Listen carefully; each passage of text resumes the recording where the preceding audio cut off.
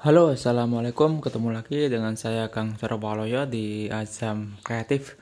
Oke, di video ini saya mau ngasih sedikit ulasan. Setelah pemakaian kurang lebih 7 hari ya atau seminggu, controller Votel EM50 yang generasi keempat. Pertama-tama yang pasti larinya itu bakalan tambah halus ya, halus banget. Pokoknya enak banget, kayak serasa naik motor matic. Jadi nggak ada nyut-nyutan sama sekali. Terus kecepatan juga bertambah ya. Kalau di speedo itu bisa sampai 98 km. Cuma aku berani jalan itu maksimal 82 km. Itu versi kecepatan speedometernya T3 ya. Beda lagi dengan GPS nantinya. Cuma kalau GPS aku belum coba ya. Belum ada waktu juga. Jadi tak compare sama GPS kalian. Itu 82 itu belum full ya. Itu udah kencang banget. Udah kencang, nggak ada suaranya lagi. Terus untuk pemakaian baterai itu sedikit boros ya, karena kalau kita pakai speed 3 itu bakalan arus yang keluar juga bakalan tinggi. Jadi baterai itu bukan cepat sih, ada pemborosan pemakaian. Kata istri saya kemarin itu dia kan pakai kecepatan 3 terus ya. Katanya sampai rumah itu baterainya itu tinggal nipis banget. Ini voltmeternya yang ada di speedo ini juga nggak itu ya, ngaco ya.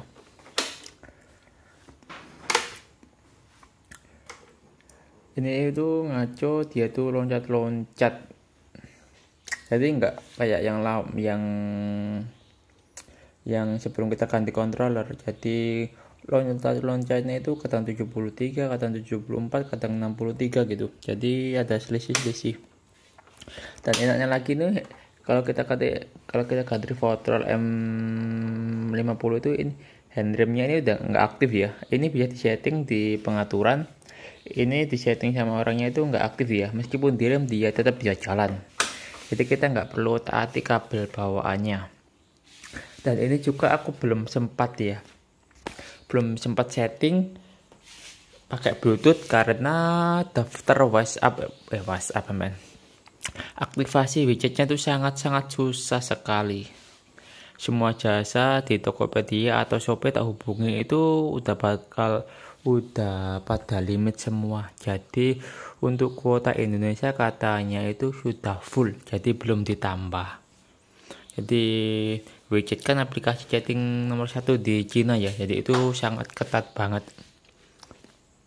Jadi aku belum sempat setting dan lihat settingannya bagaimana. Jadi ini masih settingan bawaan dari penjualnya. Terus untuk speed 4 itu aku ada info itu ada settingannya juga.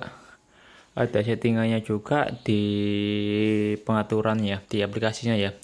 Cuma kita kan berhubung belum sempat setting, jadi belum tahu juga. Jadi nanti speed 4 itu seperti ada torsi tambahan untuk menyalip kendaraan gitu.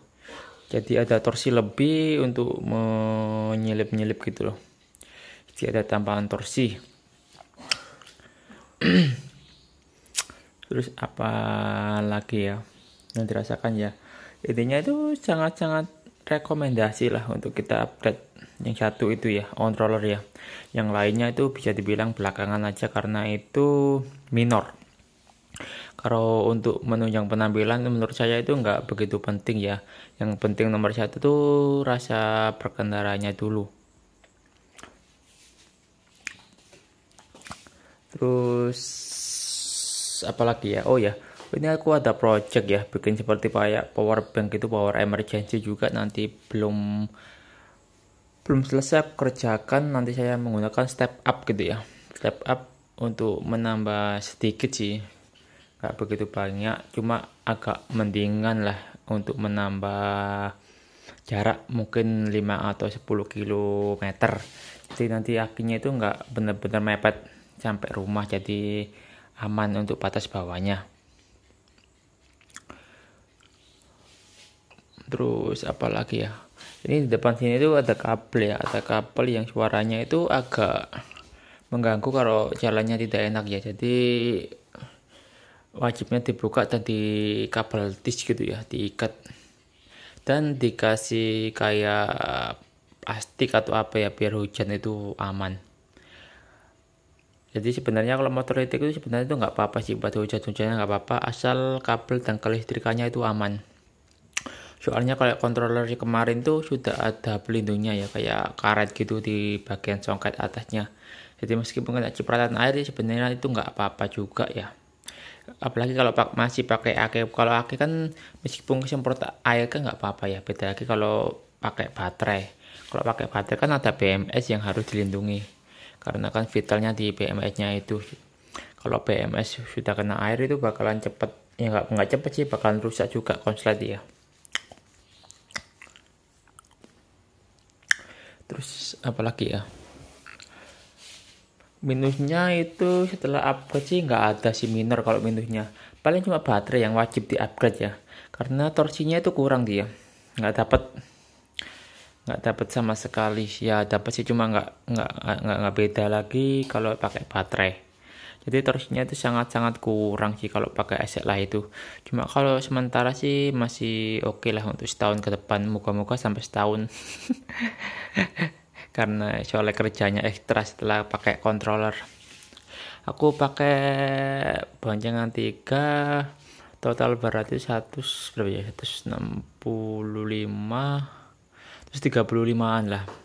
Itu masih enteng banget, lari ke 60 sampai 70 itu oke. Lari 60 aja terasa cepet banget, terasa gimana ya, cepet banget gitu larinya.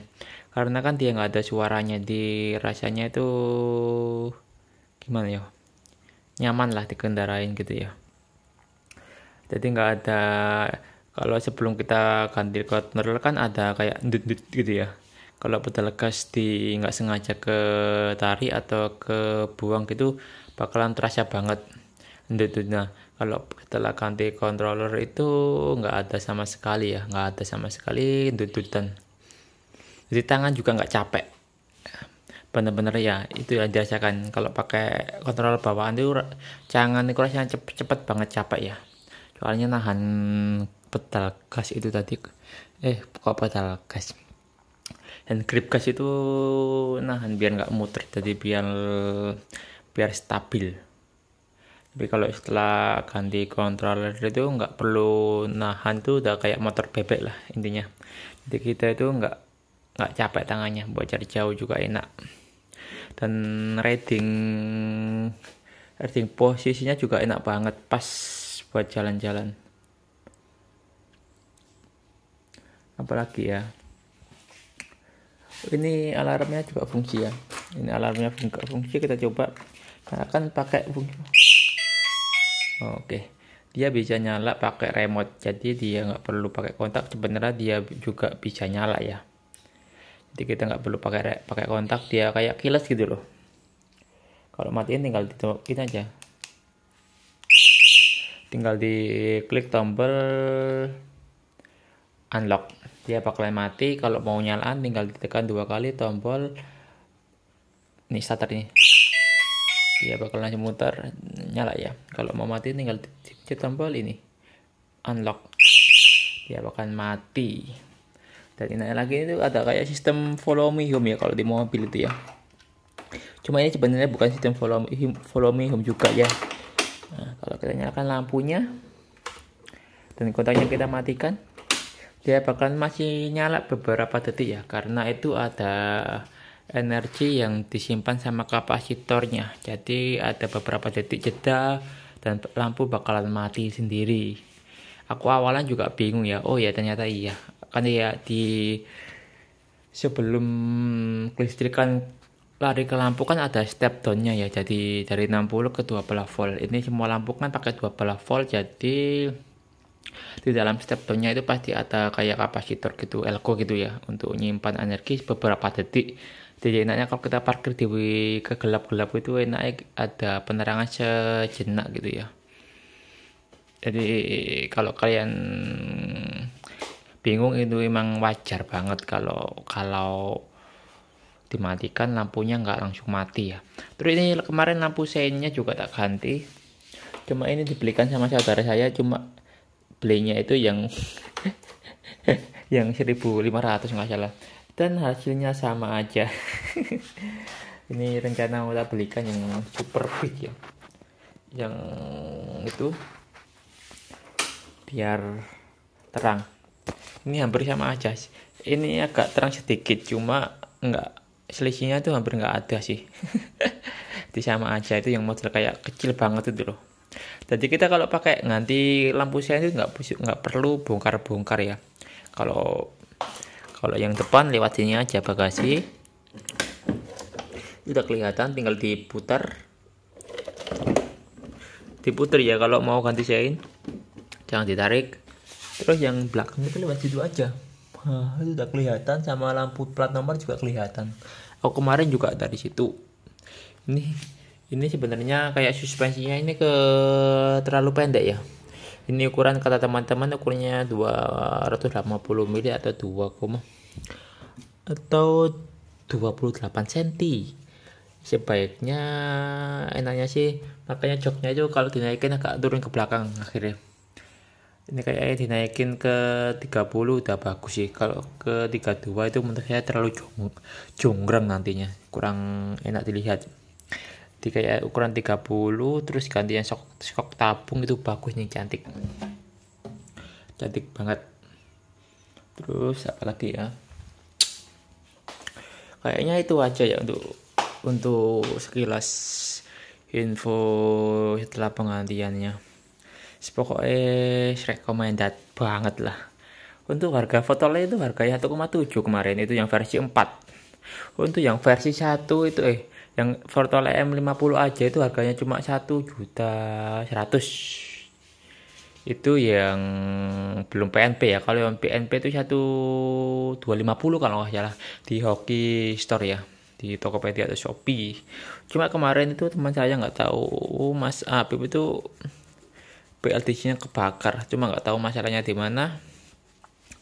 Dan ini tuh setelah dilihat itu yang mencong ini tuh ininya ya, nggak tahu sih ini apanya. Ini posisi joknya atau behelnya. Kali ini loh menceng banget, kelihatan banget.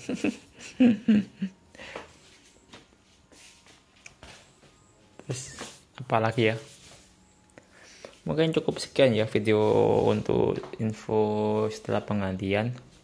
Untuk project selanjutnya mungkin aku bikin video soal power emergency ya.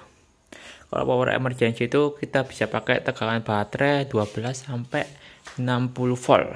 Jadi bebas. Karena kita menggunakan step up. Cuma kalau kita menggunakan step up itu ada energi yang terbuang ya. Mungkin cuma sedikit sih selisihnya, tapi ya bisa dikatakan agak lumayan untuk menambah sedikit jarak ya. Jadi kan lebih enak, aman. Dan di teman grup juga sudah ada yang mengganti menggunakan baterai 80 Ah ya. Dan itu bisa menempuh jarak kurang lebih 223 km kalau nggak salah, kemarin aku baca itu ya. Jadi jauh banget itu. Untuk penggantian baterai Level 4 80 Ah 20S itu kurang lebih baterainya aja itu kurang lebih 7 sampai 8 jutaan, itu udah termasuk BMS. Jadi buat touring oke banget itu. Cuma akan tapi enaknya lagi kalau kita ganti baterai besar itu bobotnya itu bakalan berat ya, dan lebih stabil juga. Soalnya kalau kita lari 80 itu udah ingin terbang dia. Soalnya kan agak ringan ya daripada motor listrik.